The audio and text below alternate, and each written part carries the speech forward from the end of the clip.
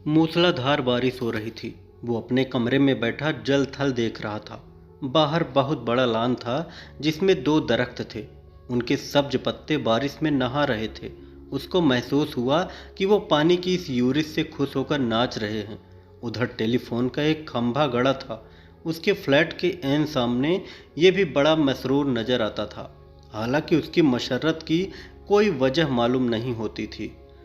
इस बेजान शय को भला मसरूर क्या होना था। लेकिन तनवीर ने, जो कि बहुत मगूम था, यही महसूस किया कि उसके आसपास जो भी शय है खुशी से नाच गा रही है। सावन गुजर चुका था और बराने रहमत नहीं हुई थी। लोगों ने मस्जिदों में इकट्ठे होकर दुआएं मांगी, मगर कोई नतीजा बरामद ना हुआ। बादल आते और जाते रहे, मगर उनके थनों से पानी का एक कतरा भी न टपका। आखिर एक दिन अचानक काले काले बादल आसमान पर घिर आए और छाजों पानी बरसने लगा। तनवीर को बादलों और बारिशों से कोई दिलचस्पी नहीं थी। उसकी जिंदगी चटियल मैदान बन चुकी थी, जिसके मुंह में पानी का एक कतरा भी किसी ने न टपकाया हो। 2 बरस पहले उसने एक लड़की से, जिसका नाम सुरैया था, मोहब्बत करनी शुरू की, मगर यक तरफा मोहब्बत थी। सुरैया ने उसे दरखोर एतना ही नहीं समझा। सावन के दिन थे, बारिश हो रही थी। वो अपनी कोठी से बाहर निकला, जांघिया पहनकर नहाए और बारिश का लुत्फ उठाए। आम बाल्टी में पड़े थे, वो अकेला बैठे उन्हें चूस रहा था कि अचानक उसे चीखे और कहकहे सुनाई दिए। उसने देखा कि साथ वाली कोठी के लान में 2 लड़कियां बारिश में नहा रही हैं और खुशी से शोर मचा रही हैं। उसकी कोठी और साथ वाली कोठी के दरमियान सिर्फ एक झाड़ियों की दीवार ही थी। तनवीर उठा, आम का रस चूसते हुए वो बाड़ के पास गया और गौर से उन दोनों लड़कियों को देखा। दोनों महीन मलमल के कुर्ते पहने थी, जो उनके बदन के चिपके हुए थे। सलवार जो कि लट्ठे की थी, इसलिए तनवीर को उनके बदन के निचले हिस्से के सही खदोखाल का पता न चल सका। उसने पहले किसी औरत को ऐसी नज़रों से कभी नहीं देखा था, जैसे कि उस रोज़ जबकि बारिश हो रही थी। उसने उन दोनों लड़कियों को देखा। देर तक वो उनको देखता रहा, जो बारिश में भीग भीग कर खुशी के नारे बुलंद कर रही थी। तनवीर ने उनको पहले कभी नहीं देखा था, इसलिए कि वो तबन कुछ इस किस्म का लड़का था कि वो किसी लड़की को बुरी नज़रों से देखना गुनाह समझता था। मगर उसने उस रोज़ बड़ी ललचाई नज़रों से उनको देखा ही नहीं, बल्कि उनके गीले बदन में अंगार बनकर बरमे की तरह छेद करता रहा। तनवीर की उम्र उस वक्त 20 बरस के करीब होगी। ना तजुर्बेकार था। जिंदगी में उसने पहली मर्तबा जवान लड़कियों के शबाब की गीली मलमल में लिपटे देखा था, तो उसने यूं महसूस किया कि उसके खून में चिंगारियां दौड़ रही थी।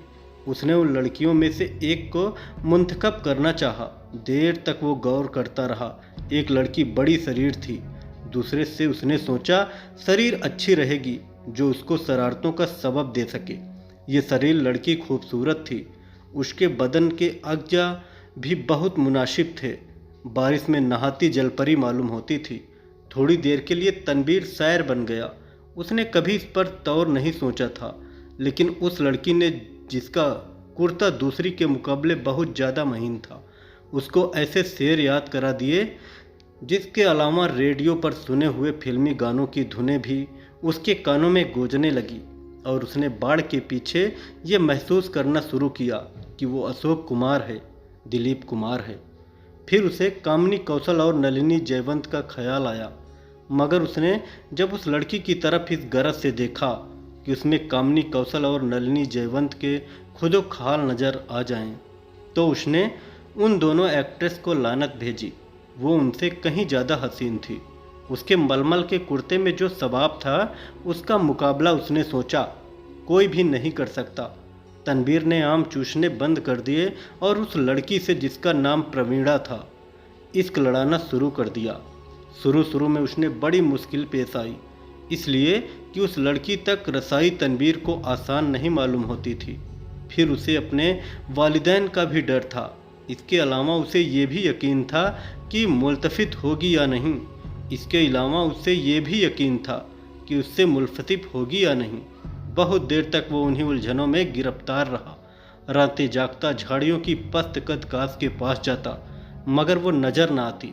घंटों वहाँ खड़ा रहता और वो बारिश वाला मंजर जो उसने देखा था आंखें बंद करके जहन में दोहराता रहता। बहुत दिनों के बाद आखिर उसको एक रोज़ उसने मुलाकात का मौका मिल गया। वो अपने बाप की कार में घर के किसी काम से गरज से जा रहा था कि परवीन से उसकी मुठभेड़ हो गई। वो कार स्टार्ट कर चुका था कि साथ वाली कोठी में तनवीर के ख्वाबों की शहजादी निकली। उसने हाथ से इशारा किया कि वो मोटर रोक ले। तनवीर घबरा गया। हर आशिक ऐसे मौक़ों पर घबरा ही जाया करता है। उसने मोटर कुछ ऐसे बेड़े अंदाज में रोकी कि उसको नज़रअंदाज धच्चा लगा। उसका सर जोर से स्टीयरिंग व्हील के साथ टकराया, मगर उस वक्त वो शराब के नशे से ज़्यादा मखमूर था। उसको उसकी महबूबा ने खुद मुखातिब किया था। परवीन के होठों पर गहरे सुर्ख रंग की लिपस्टिक थोपी हुई थी। उसने सुर्ख मुस्कुराहट से कहा, माफ़ी फरमाइए, मैंने आपको तकलीफ़ दी। बारिश हो रही है, तांगा इस दूर दराज जगह मिलना मुहाल है और मुझे एक ज़रूरी काम से जाना था। आप मेरे हमसाए हैं, इसलिए आपको ये जहमत दी। तनवीर ने कहा, जहमत का क्या सवाल पैदा होता है, मैं तो। इसकी ज़बान लड़खड़ाई गई। आपसे मेरा तारुफ तो नहीं, लेकिन आपको एक बार देखा था। परवीन अपनी सुर्ख मुस्कुराहटों के साथ कार में बैठ गई और तनवीर से पूछा, आपने मुझे कब देखा था? तनवीर ने जवाब दिया, आपकी कोठी के लान में, जब आप और आपके साथ एक और लड़की बारिश में नहा रही थी। परवीर ने अपने गहरे सुर्ख लबों से चीख नुमा आवाज़ निकाली, हाय, आप देख रहे थे? ये गुस्ताखी मैंने ज़रूर की, इसके लिए माफ़ी चाहूँगा। परवीन ने एक अदा के साथ उससे पूछा, आपने देखा क्या था? ये सवाल ऐसा था कि तनवीर उसका जवाब नहीं दे सकता था। आएँ बाएँ साएँ कर रहा था। जी कुछ नहीं, बस आपको। मेरा मतलब है कि दो लड़कियां जो बारिश में नहा रही थी और खुश हो रही थी। मैं उस वक्त आम चूस रहा था। परवीन के गहरे सुर्ख लबों पर शरीर मुस्कुराहट पैदा हुई। आप आम चूसते क्यों हैं? काट के और क्यों नहीं खाते? तनवीर ने मोटर स्टार्ट कर दी। उसकी समझ में नहीं आया कि इस सवाल का क्या जवाब दें। चुनांचे वो गोल कर गया। परवीन मुस्कुराई, आप मुझे कहीं भी ड्रॉप कर दें, वही मेरी मंजिल होगी। तनवीर ने यूं महसूस किया कि उसे अपनी मंजिल मिल गई है। लड़की जो उसके पहलू में बैठी है अब उसी की है, लेकिन उसमें इतनी जुर्रत नहीं थी कि वह उसका हाथ दबाए या उसकी कमर में एक दो सेकंड अपना बाजू हमायल कर दे। बारिश हो रही थी। मौसम बहुत खुशगवार था। उसने काफ़ी देर सोचा। मोटर की रफ्तार उसके ख्यालात के साथ तेज होती गई। आखिर उसने एक जगह उसे रोक लिया और जज्बात से मालूम होकर उसको अपने साथ चिमटा लिया। उसके होठों से अपने होंठ पैवस्त कर दिए। उसको ऐसा मालूम हुआ कि वो कोई बहुत ही लजीज आम चूस रहा है। परवीन ने कोई मुजाहमत न की, लेकिन फ़ौरन तनवीर को ये एहसास बड़ी शिद्दत से हुआ कि उसने बड़ी नाइस्ता हरकत की है और गालिबन परवीन को उसकी ये हरकत पसंद नहीं आई। चुनांचे एकदम संजीदा होकर उसने कहा, आपको कहाँ जाना है? परवीन के चेहरे पर यूं खफगी के कोई आसार नहीं थे, लेकिन तनवीर यूं महसूस कर रहा था जैसे वो उसके खून की प्यासी है। परवीन ने उसे बता दिया था उसे कहाँ जाना है। जब वो उस जगह पहुंचा तो उसे मालूम हुआ वो रंडियों का चकला है। जब उसने परवीन को मोटर से उतारा, होठों पर गहरे लाल रंग की मुस्कुराहट बिखर रही थी। उसके कूल्हे मटक कर ठेक कस्बियों के अंदाज में उससे कहा, शाम को मैं यहाँ होती हूँ, आप कभी ज़रूर तशरीफ़ लाइए।